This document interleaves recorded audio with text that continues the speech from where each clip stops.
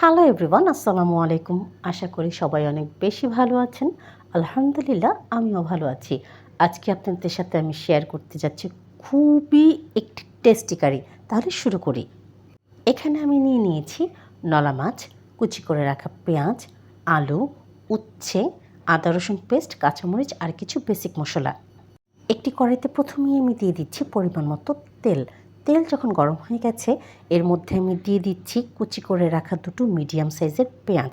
আর এই পেঁয়াজগুলি দিয়ে আমি একটু ভেজে নেব যতক্ষণ না পর্যন্ত সফট হয়ে যাচ্ছে।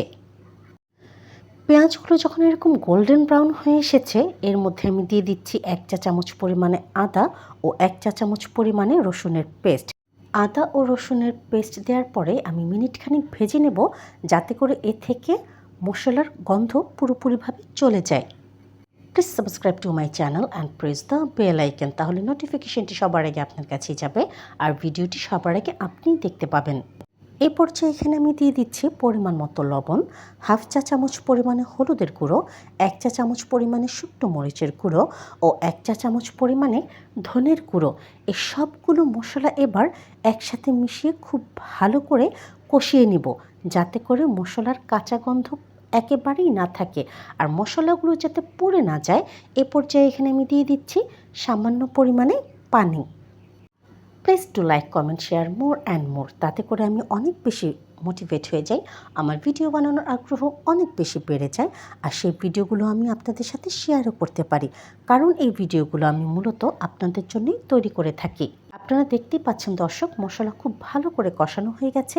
এই পর্যায়ে এখানে আমি দিয়ে দিচ্ছি মাছগুলোকে দিয়ে আমি 4 থেকে 5 মিনিটের জন্য খুব ভালো করে কষিয়ে নেব, যাতে করে মাছের ভেতর পর্যন্ত তেল মশলা খুব ভালো করে মিক্স হয়ে যায়।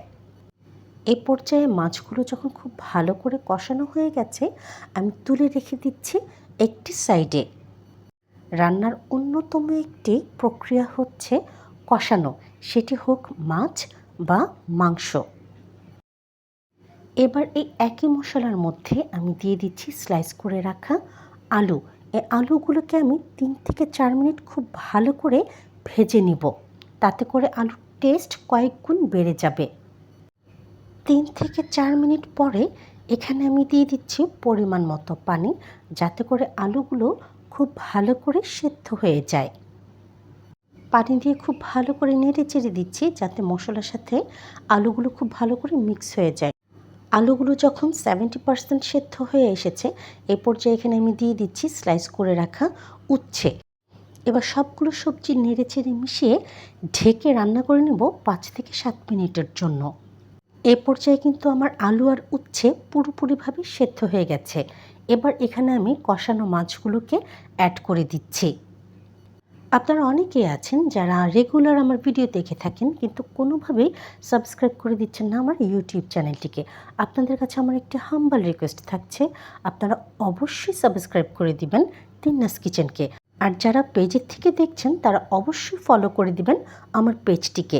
রান্নার এই পর্যায়ে এখানে আমি স্লিট করে রাখা 3 থেকে 4টি কাঁচামরিচ দিয়ে দিয়েছি আর দিয়েছি 1/4 চা চামচ পরিমাণে জিরের গুঁড়ো। তাতে করে এই ফিশ কারির টেস্ট এবং ফ্লেভার দুটোই খুব ভালো আসবে। আমার রান্না কিন্তু অলমোস্ট হয়ে গেছে, এবার আমি আপনাদেরকে সার্ভ করে দেখাচ্ছি।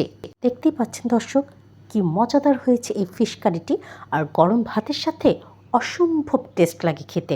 আপনারা অবশ্যই একবারের জন্য হলেও টেস্ট করে দেখবেন আর ভিডিওটি ভালো লাগলে লাইক, কমেন্ট, শেয়ার করবেন। ধন্যবাদ সবাইকে।